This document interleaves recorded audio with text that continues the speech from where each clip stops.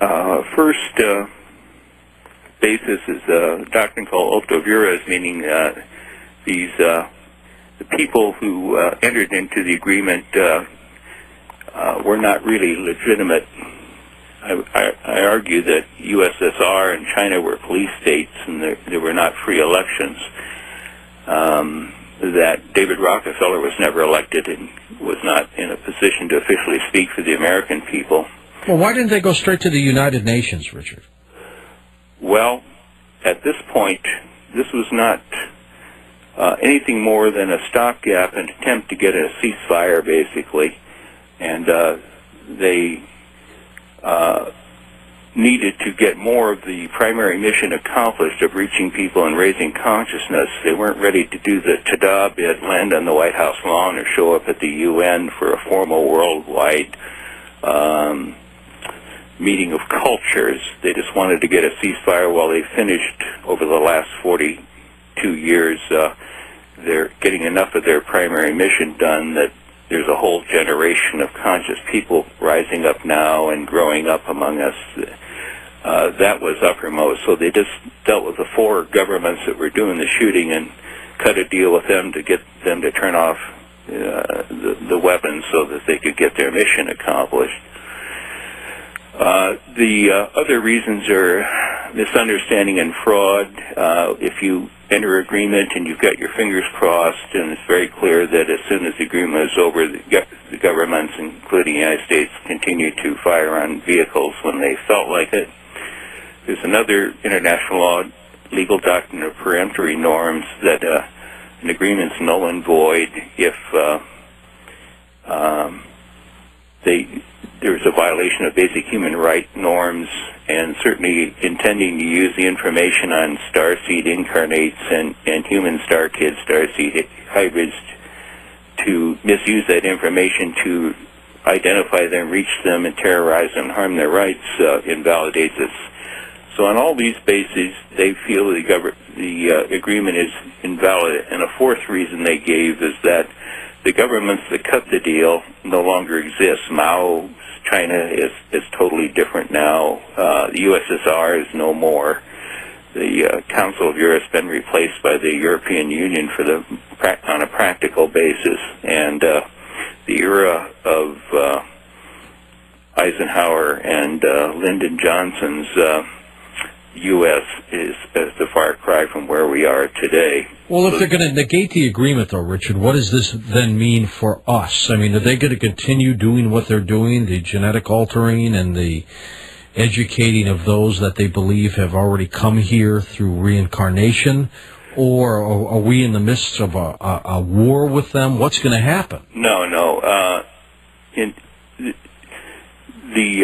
There's a stopgap approach by the Star Nations, even though they now deem that the agreement is invalid.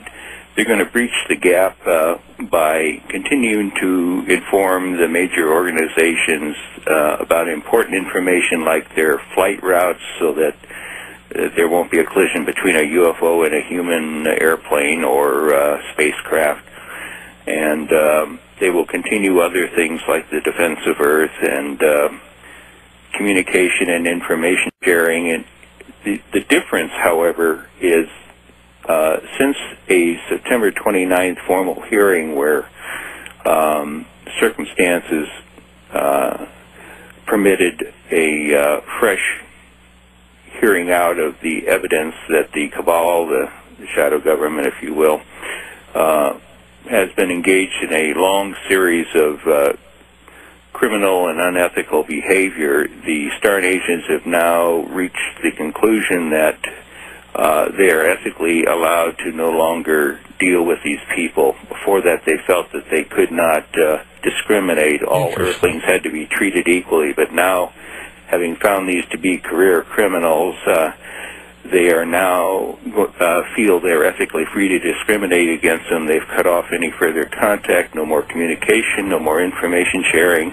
and any government or organization that they normally communicate with, they say, you clean those people out before we talk to you. Well, Richard, sounds like it could be war. We'll be back in a moment because I want to see if we, as a world, continue to plan then to shoot down the craft. We'll be back. We're going to open up the phone lines with Richard Boylan at the top of the hour. Richard, I am concerned, though, that if this is happening and if they have basically negated the deal, what's going to prohibit some of these world leaders to pull out their arsenal and start shooting again at these craft? Well, they've been doing it intermittently all along, so I guess in some ways Star Nations would say, what else is new? But they're not disinterested in a vacuum here. They want to move ahead, and they have indicated that it's in their interest and in Earth's interest to move to a new understanding, a new agreement. They don't want a vacuum to last very long, and therefore, in the second update I've gotten from the Counselor for the Watchers, that they are now communicating directly with humans in various parts of the Earth in order to get ideas and feedback for what should go into an agreement. They're going around existing governments because they have determined that all the major governments are pretty heavily infiltrated by cabal types. There aren't very many pure, very large governments out there. So they're going to go directly to the people in a grassroots way and make contact with a huge number of people, get their ideas and input into what they would like to see in an agreement between Star Nations and Earth, and put all that together and then come to a new agreement.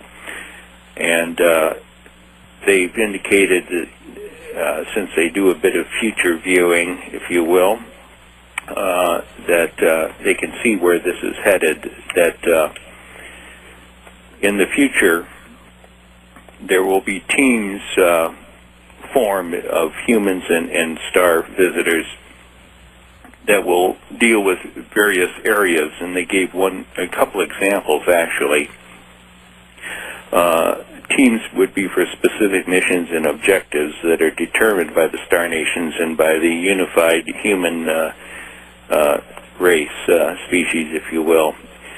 For example, in the area of medical technology, this joint Star Nations human team would coordinate understanding of technology shared by members of the Star Nations and ensure that medical technology advances are distributed fairly, so that the handful of big countries don't get them all.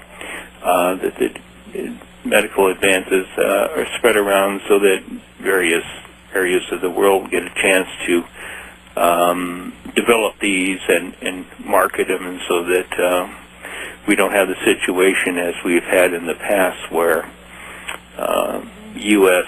and U.K. and a couple of the other big players make all the advances and everybody else is shut out. Another example they've given of a joint Star Nations human team is, after this new understanding gets going, is they've heard already from many, many people that they want the healing of Earth to get accelerated. Things are so bad, they want this to be a great high urgency acceleration item. And the arrangement they have in mind is this, that as humans work to make needed changes to the environment to improve it, Star Nations will assist with energy work of their own. They call it energy stimulation. I don't have a very good human level explanation for it.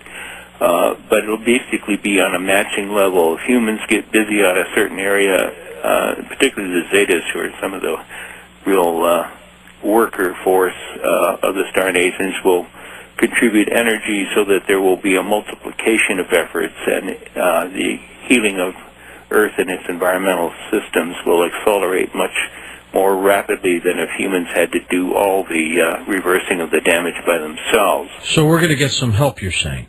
Yes, that's after this new understanding gets solidified.